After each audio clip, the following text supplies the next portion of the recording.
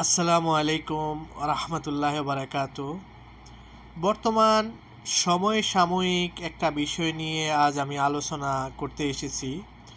তবে যে বিষয়টা সোশ্যাল মিডিয়ায় এবং বাংলাদেশ এবং বাংলাদেশের বাহিরে ভারতে যে বিষয়টা নিয়ে বর্তমানে অনেক তোলপাড় বা এ বিষয় নিয়ে অনেক কথাবার্তা হচ্ছে, বিষয়টা হলো দুর্গাপূজার যে প্রতিমা ভাঙচুর নিয়ে। তো দুর্গাপূজায় যে প্রতিমাগুলো ভাঙচুর করা হয়েছে এটা বড় ধরনের একটা ষড়যন্ত্র। আর এর সাথে ষড়যন্ত্রে জড়িত যারা, এরা হলেন বাংলাদেশের এক শ্রেণীর, যারা বর্তমান স্বৈরাচারী শেখ হাসিনার অন্তরালে এবং তার ছায়ায় এতদিন যাবৎ বাংলাদেশে রাজত্ব করে এসেছিল।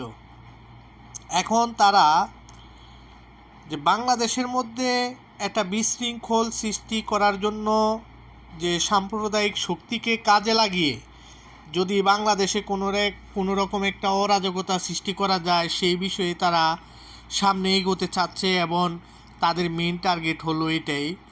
কারণ হাসু খালা বর্তমানে ইন্ডিয়াতে বসে বিভিন্ন জায়গায় বিভিন্নভাবে উনি চেষ্টা চালিয়ে যাচ্ছেন যে কিভাবে বাংলাদেশের বর্তমান যে ক্ষমতায় আছেন আমাদের প্রিয় মানুষ ডাক্তার ইউনূস সাহেব, উনাকে কিভাবে হটানো যায়। আপনারা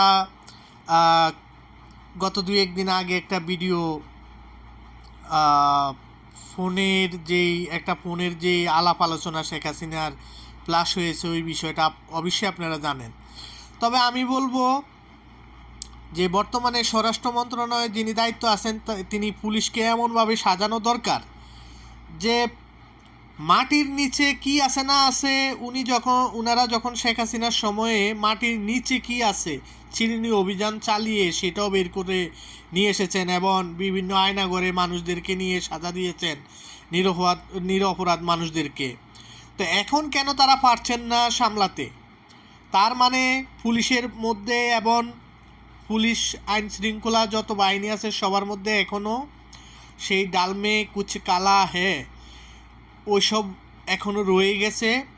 তবে যারা বর্তমানে দেশপ্রেম এবং দেশকে এগিয়ে নেওয়ার জন্য যেসব আইন শৃঙ্খলা বাহিনী সদা এবং ওনারা প্রস্তুত আছেন, তারা অবশ্যই নজরদারি করবেন প্লিজ।